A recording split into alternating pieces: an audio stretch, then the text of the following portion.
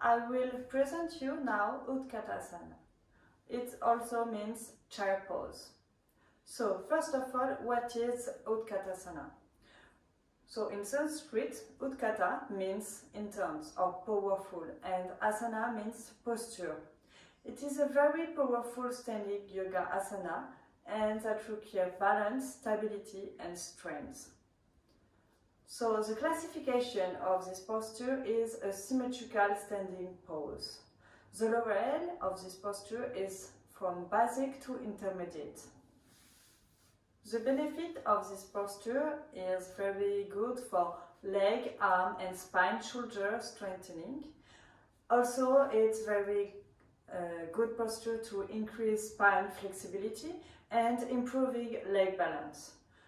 It's very good for digestive system and acidity problem. And finally, it's a very good posture to warm up seconds, and you need to hold it at least 1 minute. Secondly, the pre-posture of this asana. What does mean pre-posture? Pre-posture is a preparation. It's how to increase this pose. So to do this, you can do mountain pose, palm tree or downward facing dog. Then, which bandha must lock? So bandha means energy lock. We have 3 main bandhas that run along your spinal column. For the chair pose, you should concentrate and activate first your Mula Bandha, it's a boot lock, and Uddiyana Bandha. This is a flying upward lock. It's located between navel and spine. After, which energy activated? That means which chakra we use. So yoga is one of the most basic ways to balance each chakra because it creates alignment in the physical body, balancing and stabilization your physical body through asana. So chair pose allow you to align your Muladhara chakra, so it's the root chakra, and the Swadhisthana chakra, the sacral, also called sacral chakra. And the third one is the Manipura chakra. So it's the solar plexus chakra. So I will show you how you can perform this position. So first you need to keep in mind that you need to keep your spine in natural curve and should be in extension.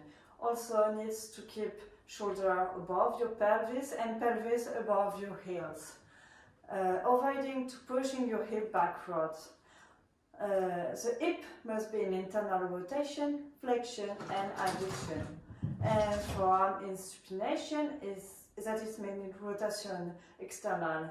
Elbow and finger must be in extension.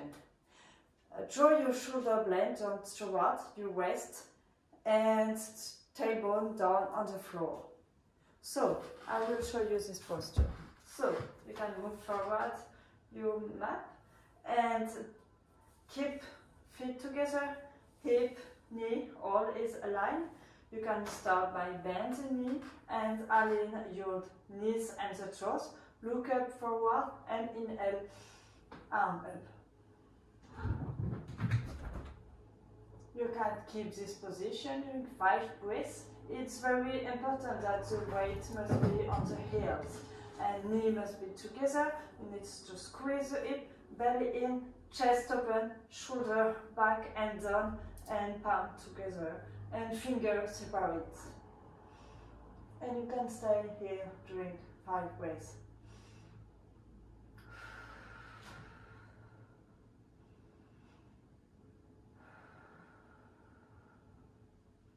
And exhale, release, pause.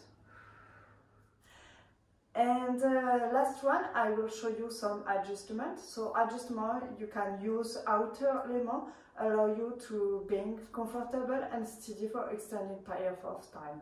It's very good also for beginner. If you doesn't know how to do this position, it could be helpful. So you can use chair, block or wall, or also hand adjustment. I will show you how you can use a wall, chair and block. So I will show you 3 adjustments of this position. The first one is with a chair. So you can come sit on the chair, bend the knee and inhale, arm up, exhale. And when you think that it's good, inhale up and keep this position. And exhale, sit on the chair. Inhale up.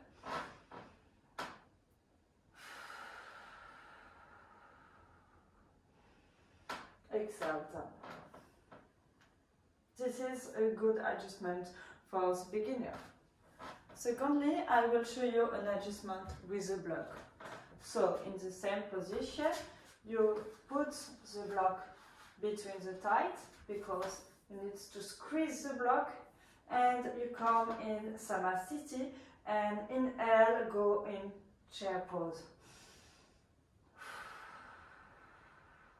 This allows you to engage your tears. So it's very helpful to press the block.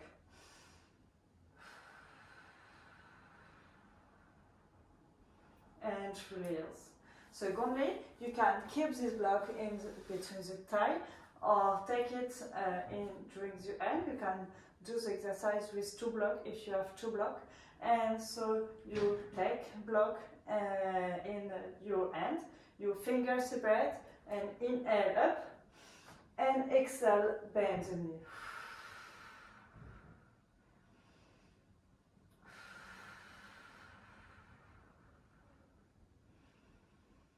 And exhale, release. This is very helpful because you need to press the block and engage thigh and arm. So very helpful to do with the block. So last adjustment, you can use a wall. So you can come near the wall and inhale, exhale, bend the knee, and you can come to the wheel. You can check that the knee and the toes, it's very in one line and together, and inhale, you can up one. Also, if you want, you can go directly all the back near the knee, near the wall, and it's very helpful to release and to keep the good position for the knee and the toes. And you can stay here for 5 breaths. It's very helpful, and after you can come back and release the wall. Okay, and also, what is the base pose? Base pose is from which pose we start to do this asana. So you can do from equal standing pose or downward facing dog. And last, the counter pose. Counter pose, after every position, are very important to do counter pose to balance our body and have the maximum benefits of the pose. So for chair pose, you can do standing forward bend pose, for example. So thank you so much. This is my second video for the exam, and I want to thank you again to the Yoga Peace School because it's a very interesting training. It's very helpful. I have so much to learn again, but it's very interesting, and I'm really grateful to have the opportunity to follow this training. Thank you.